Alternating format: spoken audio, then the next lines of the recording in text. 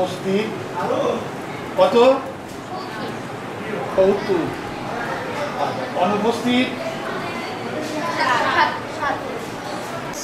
আমাদের সিনিয়র শিক্ষিকা সুজাতা সাহাকে।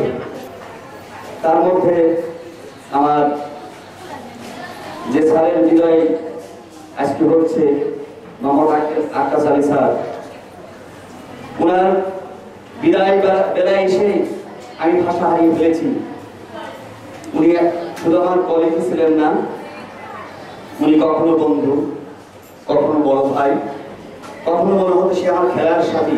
স্যারের সুস্বাস্থ্য কামনা করি, ভবিষ্যৎ জীবনে অবসরে যেন। তখন আমরা কোথায় ছিলাম জানো?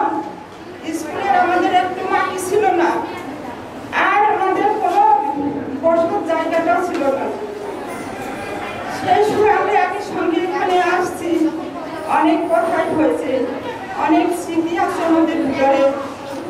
আমি এই গণি স্যারের কিছু স্মৃতি চালন আপনাদের সামনে তুলে ধরবো ইনশাআল্লাহ। দিনটি ছিল 1997 25শে এপ্রিল। আমরা ডাসা চাষি ক্লাব, অর্থাৎ এই পশ্চিমবঙ্গ ব্রিজের পাশে একটা চাষি ক্লাব ছিল। বিল্ডিংটা আপনারা অনেকেই হয়তো বাচ্চারা হয়তো জানবে না, আমার স্যাররা হয়তো দেখেছেন। ওখানে এই প্রতিষ্ঠান সৃষ্টিকরণ শুরু হয়, সেখানে আমাদের নিয়োগ দেওয়া হয়। আমি, আক্তার স্যার, আমাদের সুজাতা ম্যাডাম, এই তিনজনের। ওই দিন যেদিন থেকে নিয়োগ দেওয়া হয় সেদিন থেকেই সংগ্রাম শুরু হয় এই প্রতিষ্ঠানে। এই প্রতিষ্ঠানে কিছুই ছিল না, ওখানে ছাত্রর ভিতরে ক্লাস চালানো হতো। আমরা সে সময় আমি স্যারের অনেক কিছুই অনুসরণ করতাম, স্যারের কাছে প্রতি পরামর্শ নিতাম। স্যার আসলে যারা সৃষ্টি লগ্ন থেকে এই আজকের বিদ্যালয় এরকম অবস্থানে এসেছে, যাদের গুণগান করলে শেষ হবে না। রাত নাই দিন নাই আমাদের রবিউল ইসলাম স্যার বলেছেন যে খাতাপত্র ঠিক করা, বেতন নাই, বিনা পরিশ্রমে এই স্কুলকে দাঁড় করিয়েছেন। তিনি হচ্ছেন সৃষ্টি লগ্ন থেকে টিচার। তো এই স্কুলের অনেক অবদান, আমরা পড়ে এসেছি, আমরা তো অনেক কিছু তাদের মতো পাই নাই, কিন্তু তারা বিনা পরিশ্রমে, বেতন নাই, অথচ স্কুলে এসে এইভাবে কাটিয়েছে। তো আমি, আমাদের অনেক স্যারই বলেছেন, অনেক কিছুই বলেছেন, সৃষ্টি লগ্নের ইতিহাস, অনেক কিছুই কথা বলা হয়ে গেছে। আসলে এক জায়গায় থাকলে অনেক কথাবার্তা হতে পারে। তো আমি স্যারকে বিনয়ের সাথে অনুরোধ করবো, আমি ছোট মানুষ, আমার কথাই যদি আপনি কষ্ট পেয়ে থাকেন, ছোট ভাই অথবা কলিগ হিসেবে আমাকে ক্ষমাসূত্র দৃষ্টিতে দেখবেন, আমাকে দোয়া করবেন। এখানে পরিচিত 1 সপ্তাহ আমরা ক্লাস দিয়েছিলাম, 1 সপ্তাহ। এই সমস্ত স্কুলে আমাদের তরফ থেকে, গার্লস স্কুলের তরফ থেকে আমরা পান্টি হাই স্কুলে শিক্ষক হিসাবে ক্লাস দিয়েছিলাম। আমি ছিলাম, জহুরুল স্যার ছিল, সুজাতা ম্যাডাম ছিল, দাদা ছিলেন না, সুজাতা ম্যাডাম ছিল। আমরা যেদিনকে ক্লাস শেষ করে আসলাম, আমাদের নিয়ে ওনারা একটা মিটিং করলেন যে ওই স্কুলের অ্যাসিস্ট্যান্ট হেড স্যার আমাদের ক্লাস পরিচালনা করতেন। উনি বললেন যে ডাসা গার্লস স্কুলে এই মানের শিক্ষক আছে আমাদের ধারণা ছিল। আসা যাও, এই যে স্যারের বিদায় হয়েছে, এটা একটা সহজাত নিয়ম। যেমন আমি বিদায় নিয়েছি, তোমরাও এই স্কুল থেকে বিদায় নেবে। তোমাদের বিদায়টা এবং আমাদের বিদায়টা একটু পার্থক্য। তোমরা আবার একটা নতুন জীবনে নতুন একটা প্রতিষ্ঠান, আর আমরা আমাদের কর্মজীবনে এখানে সমাপ্তি হচ্ছে।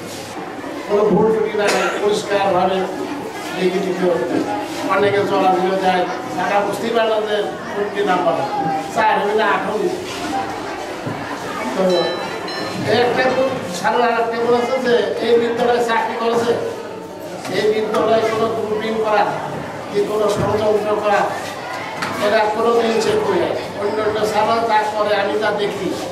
এই স্যার কিন্তু একেবারে সরল সোজাভাবে চলেছে বিদ্যালয় থেকে। তিনি কোনো পয়সা করি বা কোনো ডিউটি বা কোনো কর্তব্য পালন করিয়ে এই বিদ্যালয় থেকে তিনি কিছুই করেন না। একনিষ্ঠভাবে নিজের কর্ম নিজে করে গেছেন।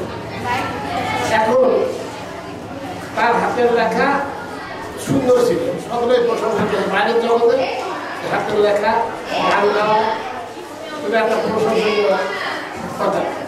আর সমাজ জামাতের ভিতরে তার কোনো দুর্নাম নাই, সরল সোজাভাবে চলেছে, যা আয় করছে তা ব্যয় করছে। ক্ষুধার রহমতে তার সাংসারিক জীবনেও আমি অনেকে বলি যে অনেক কিছু করেছে কিন্তু সাংসারিক জীবনটা সুবিধা। সে নিজেও সেদিন বলেছে যে আমার আর কোনো কষ্ট নেই, ছেলে একটা চাকরি করে একটা বিশ্ববিদ্যালয় করতেছে, যদি যা পায় তাই বেঁচে দিল। এখন আমাদের যারা রিটায়ার করতেছে তাদের সমস্যায় হচ্ছে অর্থনৈতিক সমস্যা। আর এতদিন আইন কাজ করতো, তাদের পরিবারের লোক যেভাবে দেখতো, এখন আইন কাজ ঘুরে গেলে ধরে আর পরিবারের লোকজন যারা অর্থনীতি ভোগ করে, ছেলে মেয়ে বউ বাচ্চা এরা দেখতে ভালো অবস্থা পাবে। মাস্টারদের এই যে একটা চরম যে তারা আর্থিক ব্যাপারে একেবারে দুর্বল আছে। কিভাবে চলবে কিছু করতে পারে না, কোনো কাজও কেউ দেয় না, সে যে কাজ করতে চায় তাকে দেবে না। এদিক থেকে মোটামুটি ছেলে আমি চাকরি করে একটা বিশ্ববিদ্যালয়ে পড়ে, সেই হিসেবে তার জীবনটা খুব একটা কষ্ট যাবে না, সে নিজেই বলেছে, আমরা তাই দেখতেছি। এখন এতকাল পয়সা করে আয় করতে ব্যয় করতে, এখন থেকে আয় ব্যয়টা একটা সংশ্লিষ্ট দেওয়া চলাফেরার গতিতে চলন্ত মানুষ নিস্তব্ধ হয়ে যায়, এরা অথর্ব হয়ে যায়। তেমন কোনো অর্থ সংস্থা নাই যে তার আর্থিক সাহায্য স্কুল থেকে করবে, কারণ স্কুলে কোনো আর্থিক সাহায্য নেই। এখন উনি বিদায় এসছে, ওনার পরিবারের প্রতি আমি আহ্বান জানাই যে এতদিন যেভাবে ব্যবহার করেছেন তাকে আরো উৎসাহিত করবেন, তাকে আরো উৎসাহিত করবেন যে আমরা যেভাবে পারি সেইভাবে চলবো। মানুষের জীবনের এমন কিছু মুহূর্ত আসে সেই মুহূর্তে কথা বলাটা আসলে মানুষের জন্য খুব কঠিন হয়ে যায়। দীর্ঘ ক্যারিয়ারের দীর্ঘ পথ চলার আজকে শেষ দিন। আসলে এই দিনে কথা বলাটা একটা কঠিন ব্যাপার, কারণ এই বিদ্যালয়ে আমি প্রতিষ্ঠা লগ্ন থেকেই ছিলাম এবং আমি স্বপ্নেও কল্পনা করিনি যে আজকের এই মুহূর্তটা আমাকে একদিন ভোগ করতে হবে। দেখতে দেখতে কতটা বছর পেরিয়ে গেল। আজকে বিদ্যালয়ের পাদদেশে দাঁড়িয়ে আজকে তোমরা যখন আমাকে বিদায় দেওয়ার জন্য বিভিন্ন ধরনের অনুষ্ঠান করছো, আমাকে তো খুশি হওয়ারই কথা, কিন্তু আমি নিজেকে সম্বরণ করে রাখতে পারছি না। এই বিদ্যালয়ে আমি থেকেছি, আমি সবার সাথে সুন্দর আচরণ করেছি। আমি আজকের এই যাওয়ার বেলায় অর্থাৎ আজকের এই বিদায়ের দিনে আমি যদি আপনাদের বা আমার প্রাণপ্রিয় শিক্ষার্থীদের যদি মনে কষ্ট দিয়ে থাকি অবশ্যই ক্ষমা করব, কারণ আমি এই বিদ্যালয়ে আমি থেকেছি, ক্লাস নিয়েছি, তোমাদের সাধন করেছি। হয়তো আমার কথা এবং কাজের ভিতরে তোমরা মনে কষ্ট পেয়েছো, কিন্তু সেই কষ্টটা আজকে আমার জন্য তোমরা একেবারে উন্মুক্ত করে দাও, মানে তোমরা আমাকে ক্ষমা করে দিও। আর আমি আমার বক্তব্য এখানে সমাপ্তি ঘোষণা করছি।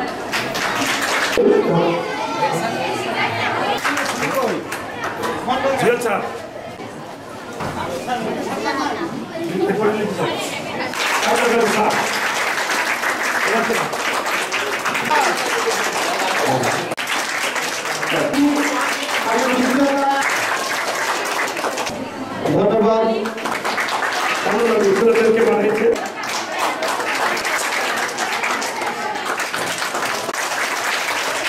ভাই আইকন থেকে পরিষ্কার তুলে দিচ্ছে সবাই মানে বিভিন্ন দায়িত্ব দিচ্ছে। এরপর বলছি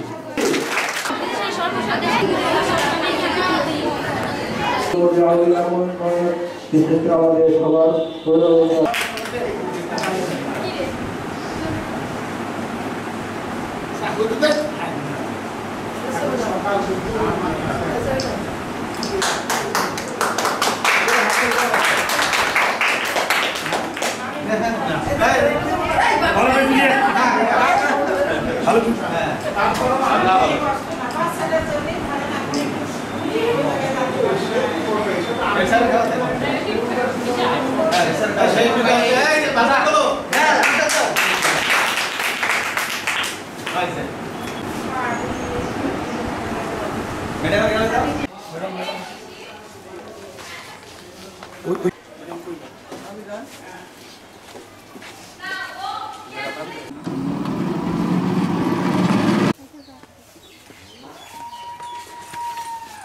আগে রাখো এগুলা দিয়ে আসো ভিতরে।